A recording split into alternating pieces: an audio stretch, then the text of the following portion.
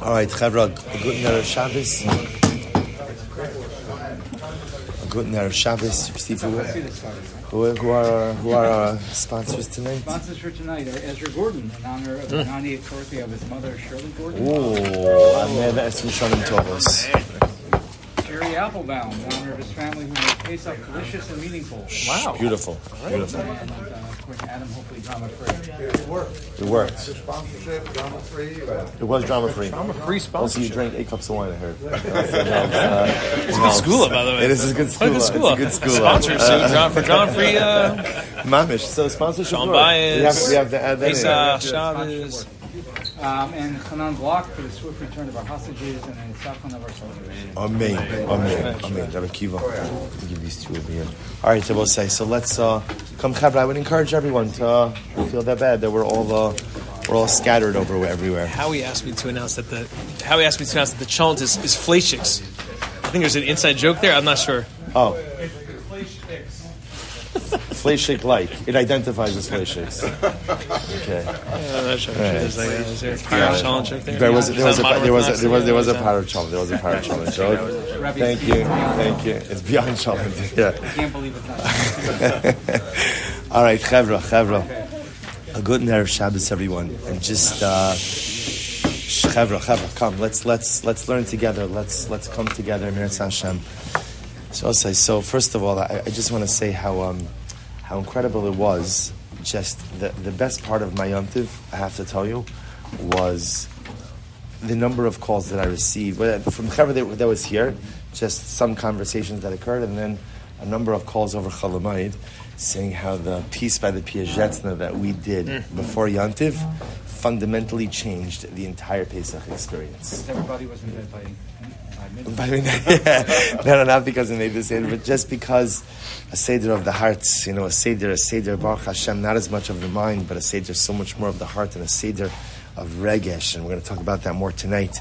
So I think it was, I have no doubt that we, the Talmidim of the Piacezna, because that's what we are the Chassidim and the Talmidim of the Rebbe, no doubt that learning his Torah, but more important, or just as important as learning his Torah, is internalizing that Torah. I have no doubt that when the Rebbe had Seder in Gan Eden, that scene that we call all of his Chassidim, all of his children, so he used his Torah to bring ourselves closer, used his Torah to activate our neshamas during the Seder. I have no doubt went ahead and was a tremendous aliyah for his neshama, and hopefully gave the Rebbe tremendous nachas. So we'll say, we're going to continue Mirat Hashem. We're going back tonight to Tzav V'Zeruz, and we're continuing. I think we left off by Os Ches. I don't know if anybody was keeping track. Is that okay? Because I had my marker by Zion, but I think I just didn't move it from last year. So we'll say, so remember again, we're continuing there. Again, it's page Shin Lamed. But remember, we're looking in this sefer called Hachsharas Havreichim. And remember again, this piece of Tzav V'Zeruz is in the back. It's 2 Sfarim in 1. So it's in the back of the sefer that we're looking now. Page Shin Lamed. And there are plenty of sheets. And if anyone needs sheets, over there. I don't know. They just are they here for the food program? They're Is takeout, they're that drive-thru. dinner? That's just the dinner program. That's the food box program. Good. Kara, if anyone needs any sheets, there are plenty of sheets. And there's still some seats around the table also. All right, so I'll say, so we are continuing tonight. Oschas, Rebbe brings down an incredibly beautiful, and first of all, an incredible mazel tov to Avi Edelman, Baruch Hashem, who b'shah tov masachas this Sunday is getting married. Ofrof this Shabbos, Baruch Hashem, mazel tov, mazel tov. Shmizocha to stand under the chuppah b'shah tov u'masachas and build a binyan adiyad, hopefully with simcha, mazel bracha, amer ve'asim shanim tovos. Amen. All right, so let's continue. Oschas. So here we go. Al titztadek b'yitzrucha lemar, ma'asa ki yetzer bi va'alayhu miskaber. Shabbos says, listen to this. A person, the Rebbe's lashon over here is really incredible. Remember again, Tzav V'Zeruz is like the Rebbe's journal, like his personal journal. So he's not per se just highlighting different concepts or different ideas, but rather the Rebbe is really speaking out the pieces that are part of the innermost part of his neshama. So the Rebbe says as follows.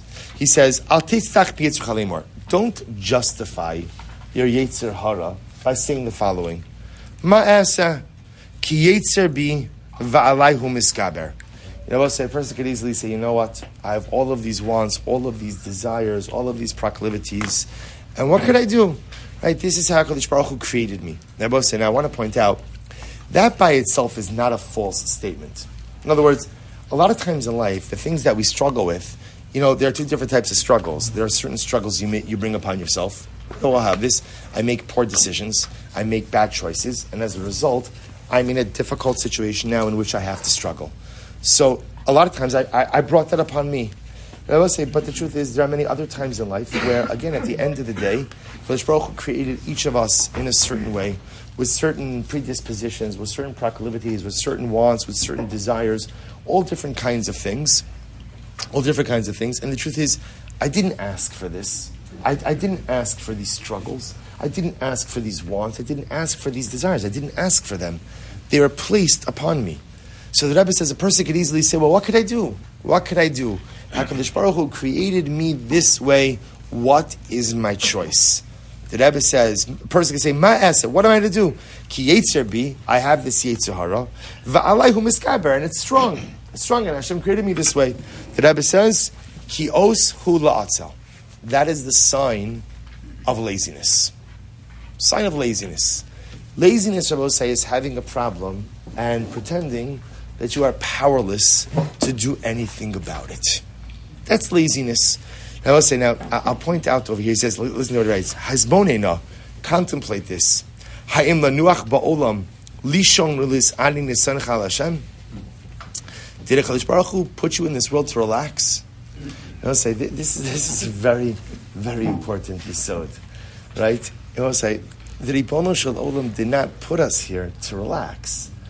Life is supposed to be stressful. Life is supposed to be exhausting. Life is not supposed to be relaxing. Do you know what is the number one source of frustration in life? Number one source of frustration is that people walk around with profoundly wrong expectations. We think that life is supposed to be easy, and we think that life is supposed to be comfortable. So when something happens that's uncomfortable, like, oh my gosh, what's wrong over here? Like, what's happened? I'll tell you just to illustrate how interesting how people adapt to different things. I remember my uncle Zichron Levracha told me that his father used to have a very small Sudas Hodah. I think it was on the second day Chalamayid Pesach. What was the Sudas Hodah? When he was a little kid in Poland, he was playing outside. A group of Gentile teenagers came along, picked him up, and threw him into a well. And Baruch Hashem, he didn't die, he wasn't injured. Seemed like a Sudas Hodah. So I thought to myself, I don't know, that seems to be cause for not just a small Sudas Hodah, but Elamai, it wasn't uncommon. It wasn't uncommon. That was life. That was life. In other words, that wasn't like a yotzei min haklal, like an abnormality. That's what Jewish life was like. That was that was the life of the Jew in not just Nazi Germany, but again, or Nazi-occupied Europe, but again beforehand also. Just rabid, unchecked anti-Semitism. The difference is we meaning us, we've been lulled into a false sense of comfort over the last number of decades because part of, and our whole she'ifas in life have shifted where the goal is to become comfortable. That's my goal. I want to become comfortable, right? And therefore everything has a life hack, right? And everything has a shortcut and everything. The goal is make it as effortless as possible, as comfortable as possible. The Rebbe says, here's the problem. First of all, it is impossible to make life that way. It's impossible. It really is impossible to make life without struggle. So if you're trying to make life without struggle and without discomfort, you're going to be profoundly disappointed. So here's what happens. We set ourselves up with these expectations that life is supposed to be easy. And then when it's not, we become so frustrated, so disillusioned. So the Rebbe says, who told you life is supposed to be easy? Where did that come from? Because it is certainly not a Jewish concept. Certainly not a Jewish concept. Hisbonina, heim lanuach ba'olam. Do you think Hakadosh Baruch Hu brought you into this world to rest? Lishon ulisaning nisan chal Hashem. Rather, why did Hakadosh Baruch Hu bring me into this world? Lios evedlo. We'll say my job is to serve. My job is to serve. Ve'es milchamto lilchom bimkomcha samucha. And HaKadosh Baruch Hu puts you in the place you need to be in order to fight the battles that HaKadosh Baruch Hu needs you to fight. Now, I will say, by the way, if these words sound familiar, because who else says this in his introduction? The Ramchal. Moshe Chaim Luzzatto, in the introduction to Mesilas Yesharim, writes that life is a milchama. It is a milchama. I will say now, most of us, when we see that, we're usually not like, wow, that sounds great, I can't wait. I can't wait. I will say, life is not about what appeals to us. Life is about what it is. And life is a milchama. And the world is a milchama. And it's always a milchama. And the reason I'm put in this world is because I have a specific skill set or specific abilities with which to wage my personal milchama and to take part in Klal Yisrael's milchama. Both of these words take on such an added additional meaning in these times in which we are living. Life is a milchama, and we are each here in order to participate in that battle. He says, and I will say, therefore, again, when it comes to my Yetzer, this is very important. When it comes to my Yetzer, right? On a most basic level, what's the milchama we wage? What's the milchama we wage? We wage the inner milchama. So we all have personal battles. We all have personal battles. And my primary obligation in life is to fight that personal battle. I have my demons. I have my stuff I struggle with. I have my weaknesses. I have my wants, my lusts, my desires, my proclivities. And it becomes my avoda to engage in that milchama. I will say that's something amazing. He says, Al tismach v'tispar behemyas tavosecha u'sha'ol zuhumos tala'echa shebecha leimar oshi shemikrove Hashem ani ve'as milchamto ani lochein. So I must listen to this. The Rebbe says, maybe a person will say like this. A person will take pride in his desires, his wants, and his weaknesses. He'll say to himself, look at me. I have all of these taivas. I have all of these desires and all of these wants. It must be that HaKadosh Baruch Hu thinks that I am so great, that I have the ability, I am so strong and so great, that He gave me all of these incredible desires to exercise my spiritual muscle and to show my greatness. He says, Kimi Yaroch, supposed to listen to this. Now, on one hand, you think that, so it actually sounds pretty good. And it's actually like a really nice spin on things. You know what? Yes, HaKadosh Baruch Hu, again, we'll say it's a little bit cliche that Hashem never gives you a challenge you can't handle. By the way, usually the only people who say that are the people who haven't had a lot of life challenges and think that they're like their life Rebbe, right? And they could it's always easy to dispense advice when everything in your life is absolutely fine. Now, conversely, when you hear that from people who suffer, you hear that from people who have undergone adversity, so then those words, and you hear it, and then you see the truth in those words. The words are true. The words are true. Just the impact of the words really fundamentally depends on who it is that's saying it. So on one hand, the person could say, look at all of my desires, all of my wants. It must be that I'm such a tzaddik that HaKadosh Baruch Hu has given me all of these battles to wage. So the Rebbe writes, listen to this, and this is incredible. He says, and this goes back to what we said before, He says, Kimi yarov l'cha, sheshliach Hashem hu, Hashem miskara ata b'cha, v'lo sechi ashpascha, she'ata miskola bohem tamid b'cha marsiach. Who says that it's HaKadosh Baruch Hu who's causing your struggles right now? Maybe it's the garbage dump you're rolling around in that is causing you all of the problems. So this goes back to remember what we meant when we started out before. There are two sources for our challenges in life. There are certain things that HaKadosh Baruch Hu implants, certain things that HaKadosh Baruch Hu creates, certain realities that are directed, created by HaKadosh Baruch Hu. And those obviously, again, are my God-given battles that I am supposed to wage. I think we mentioned this. I'm trying to remember what shiur it was. The Ariyah Kodesh. Was it? I don't remember. The Ariyah Kodesh has a beautiful idea. The Ariyah Kodesh says, if you ever want to know what your tachlis is in this world, what's your purpose? Identify the thing you struggle with most, and that's why you're here. That's right. In fact, the Ari goes a step further. He says it's quite possible that the reason you're here in this world is because the thing you struggle with most is the very same thing you struggled with in a previous life, but you didn't get it right in a previous Gilgul, so I'm back here again to address the issue as well. Which I will say is such a fascinating idea.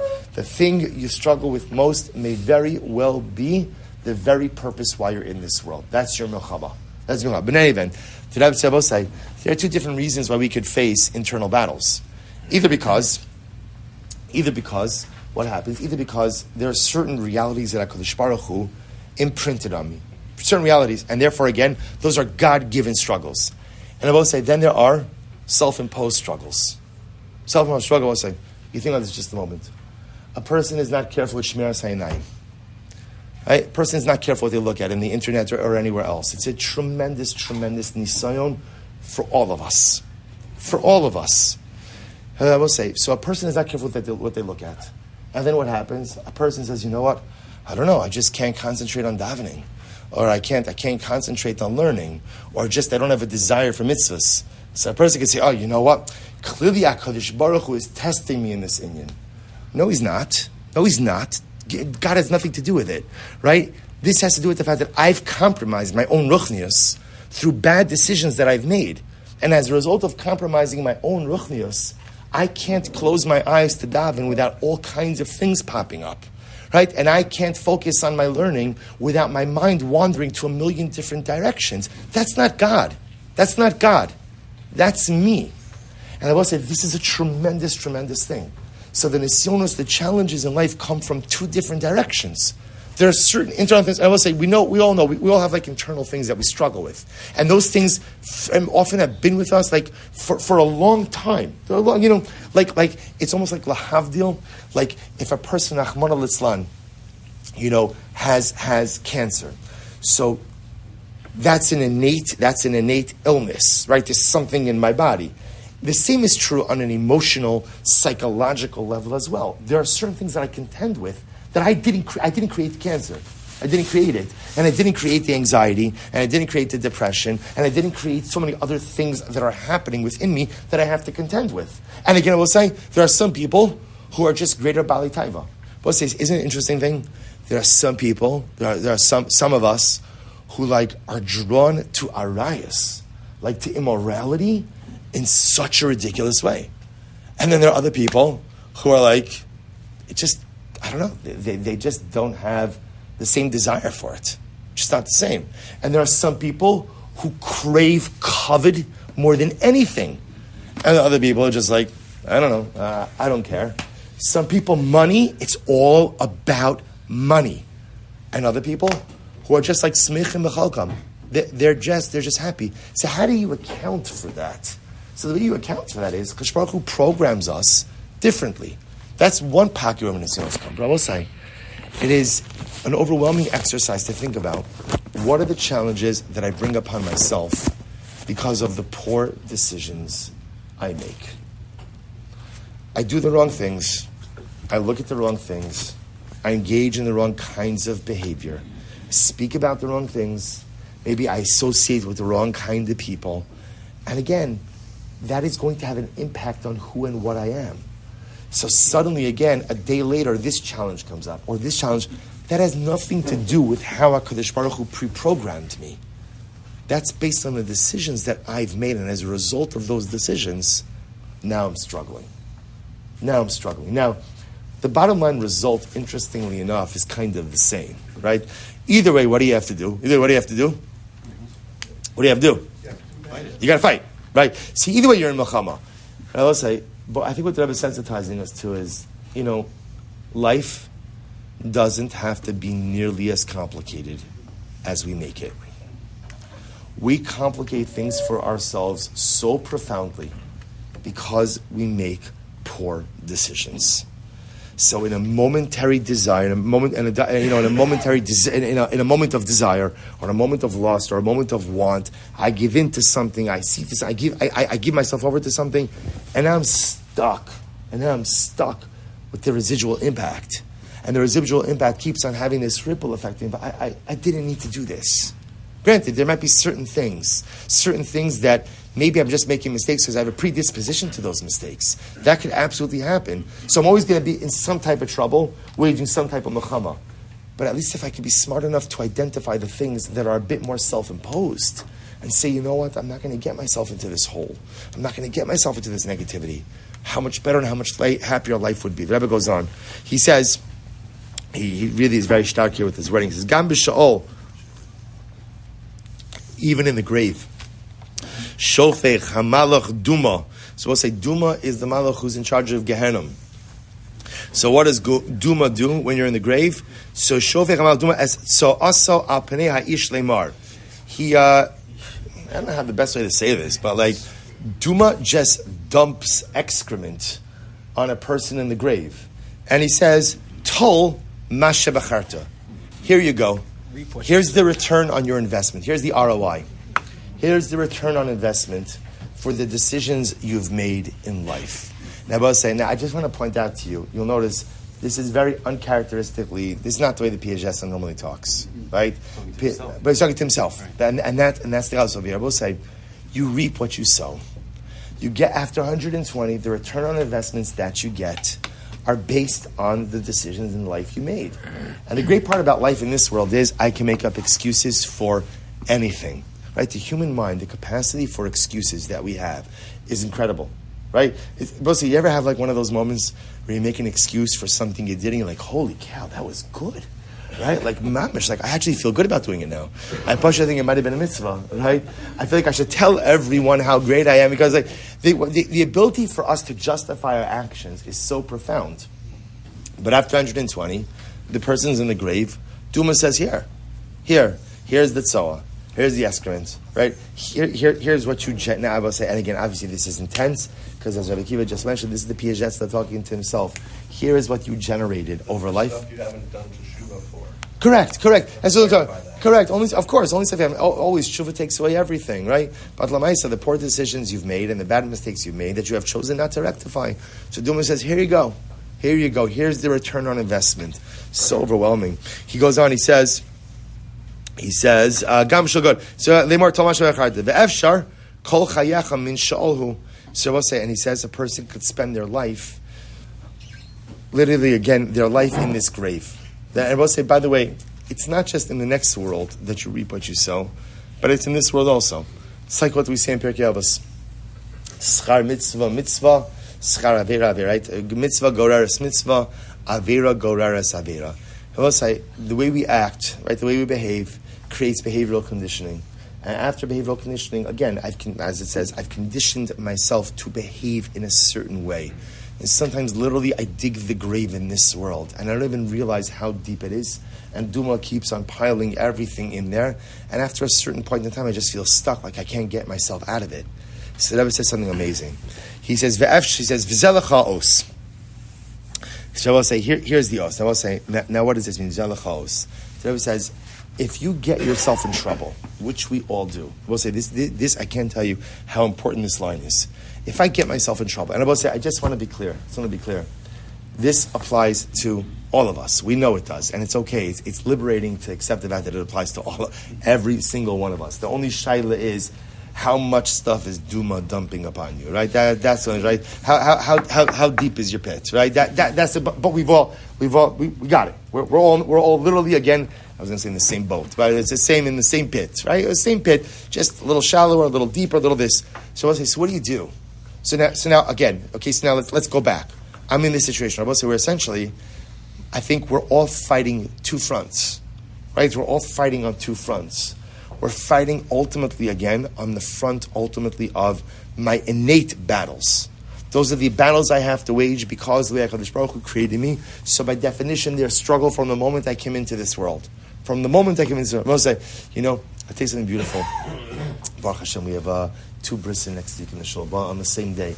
So I was talking to one of the fathers of Ibi. Monday, Thursday? It's not Monday, Thursday. It's Wednesday. No, but it's still Nissan. It's still Nissan. What did Tachman ever do to you? What did you? It's wonderful. That's my challenge. I'm the kind of you of Tachman. It's your challenge. So I was talking to his father was asking about the Shalom Zachar. I was telling him that, Tamir and Hagim brings us something to be able. Tamir and Hagim says that, why we do a Shalom Zachar? He says, it's Nichum Avelim. Shalom Zachar is comforting the mourner. The baby comes into this world and the baby is depressed. The baby is tzibrachin. Why am I here? I don't want to be here.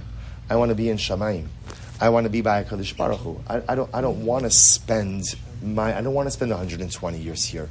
I want to ultimately be by the Kisei HaKavod. So what happens? We come together on Shabbos, and there's Nichum Avelim. We tell the baby, listen, we're all fighting the same battle, we're all fighting the same war, and we'll do it together, Mir Hashem. So there are two fronts to the Milchama. Two fronts. One front is the battles that we fight with our innate challenges, and the other front, ultimately again, are the battles that we have to wage because of the poor decisions that we have made that have resulted in compromised life circumstances. I will say, I just want to point out just the enormity, right? We're learning about the two front battles that every Jew deals with, at the same time that Mamish, again, Am Yisrael, Klal Yisrael, Eretz Yisrael, is fighting a two-front battle as well. It's not an accident how HaKadosh Baruch Hu lines up the world. Our nation is fighting a two-front battle, and as individuals, we always fight this two-front battle. So the Piacezna says, so how can you be successful in this battle? Rabbi said, look what he writes. We're going to finish up this paragraph. He says, V'zel chaos. Get ready for this. Im hal haka asher yakcha yitzricha pa'amayim tashiv lo. How do you know if you're being successful in the battle? So you would think to yourself, in general, in life, how do you know you're successful in the battle? What would you normally answer? When you win, the struggle stops. That never applies here, right? Why does it never apply here? Because you never win against the Yetzer Hara. This is also a very important yesod. You never win. Now, you could win battles, but you never win the war, right? The war is ongoing. So the Piacezna says success means whenever the Yetzer Hara hits you, you hit back twice as hard. Isn't that incredible? Meaning, in life, it is not enough to hold your ground against the Yetzer Hara. In life, when the Yetzer Hara goes ahead and goes to battle against you, success is you hold your ground and you advance. If you're not conquering extra territory in the fight against the Yetzer Hara, then you're losing. Holding your ground, this is actually very reminiscent of what we learned in Zion. Holding your ground is not success. It's a start. It's a start, to be clear. But success is the Yetzer Hara hits you, you hit back twice as hard. If you look on the footnote, by the way, he references the Gemara Masechah Sanhedrin, Perish Rashi, Al Yargiz Yetova Yitzhara, Shelo Bilvat Shelo Yishma Lo La'avar Avera, Rak Gam Yasem Mitzvah Kishem Mefateu La'avera. So we'll say, what does it mean to fight? How do you give a double punch to the Yetzer Hara? The Yetzer Hara wanted me to sin, so the way I hit back twice is number one, resist temptation. Number two, do something positive. So resisting temptation, that's holding my ground. Doing something positive, that's advancing forward. Piaget says that's the sign of success in the battle against Yetzer Hara. I want to be clear. In no way should we minimize the power of holding your ground. Right? We saw this in B'nai Machshav saying the ability to hold off from sinning, right? The ability to resist, right? Even if just to resist for a couple of seconds and then to sin later on, that's huge. That's huge. What the Rebbe is saying over here is, and again, this is where we keep going back to the Rebbe speaking to himself. So anything he's saying over here, he's always holding himself to a higher standard. In life, it is not enough to hold your ground. If you want to win against the Yetzer Hara, you must always be conquering new territory. You must always be advancing. You cannot remain in the same place. I will say, what a profound yesod. Step 1, hold your ground, resist temptation. But it is not over then. Step 2, forward movement. Conquer more ground. You resist temptation to do an Avera? Excellent. Now, what's the mitzvah? And I will say, what a tremendous paradigm for life. He goes on, he says, Os hagibor hamiskar b'sva shemu, if you're able to give literally again, this double punch, right? Pa'amayim tashivlo. Yetzer Hara hits you, you hit back twice. That is a sign of a gibor. That is a sign of a hero in the Ribono Shel Olam's army. V'gam al yitzrucha tismach. And you will rejoice. You will rejoice as you celebrate victory over Yetzer Hara. I will say, what an incredible yesod. To be a successful soldier in the two-front battle against the Yetzer Hara. The internal battle and the external. Internal of the stuff HaKadosh Baruch Hu created with me. External of the stuff that I create for myself through poor decisions and wrong turns in life. Every day I have to ask myself 2 things. Number 1, did I hold my ground? And number 2, did I conquer new territory? What's the definition of conquering new territory? Another mitzvah. Another piece of Torah. Another chesed. And I will say, imagine for a moment if before you went to bed at night, or when I had a couple of moments, for just cheshbon nefesh, I ask myself this question every day. How did I do in today's battle? And again, it's very easy to answer. Number 1, did I hold my ground? And number 2, did I advance? Did I hit back the Yetzer Hara twice as hard? 1, by abstaining from sinning, and number 2, by introducing some small new component of Kedusha into my life. Aval, as question. So why is only Shalom Zachar? There's nothing for girls about the whole situation? I guess women are perfect. I don't know. Yeah. I don't know.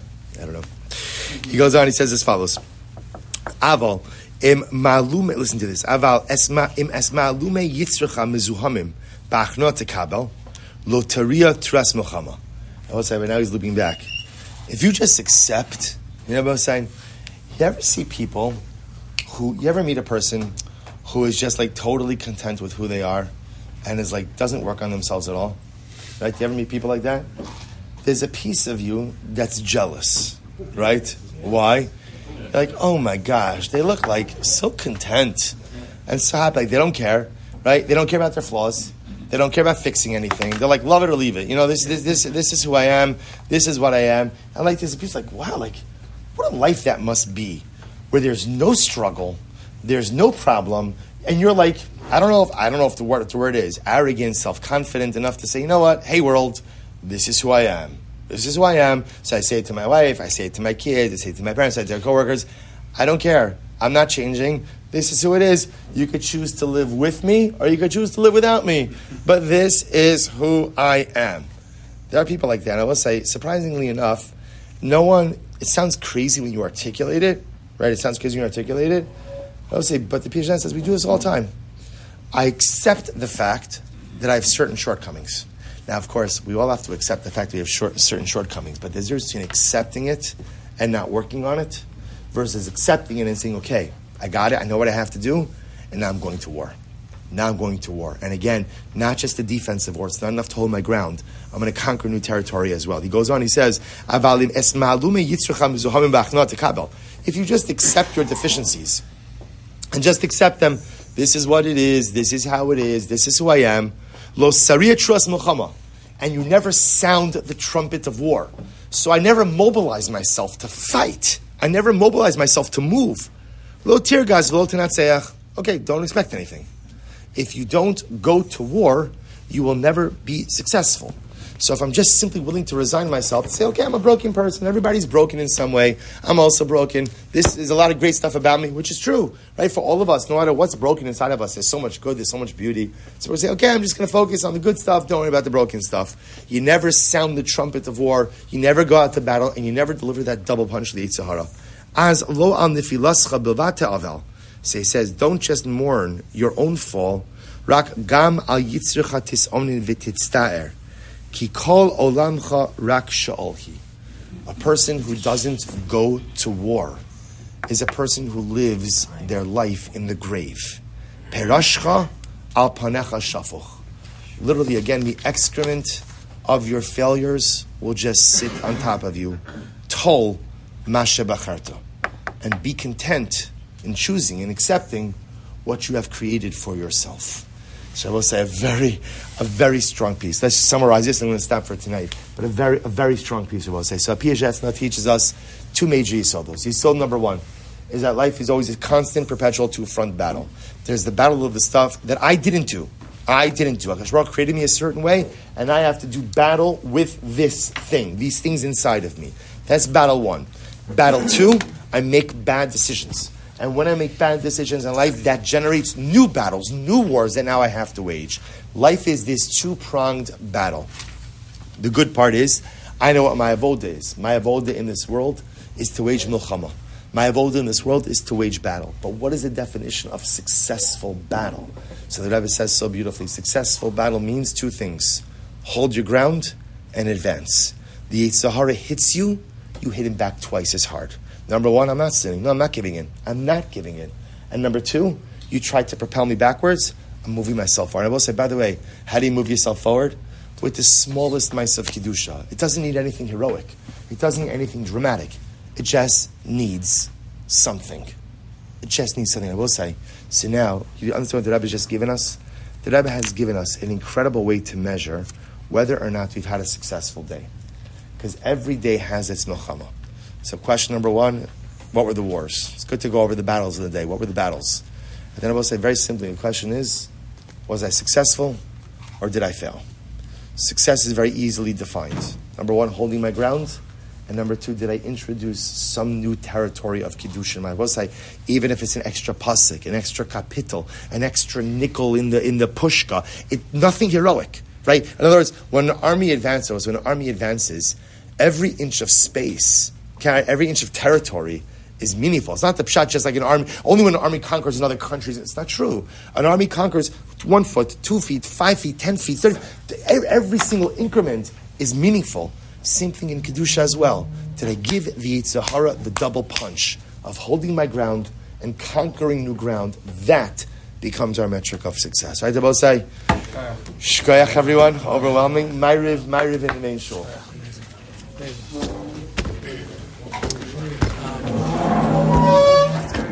My family. I listened to Chassidus share on the way.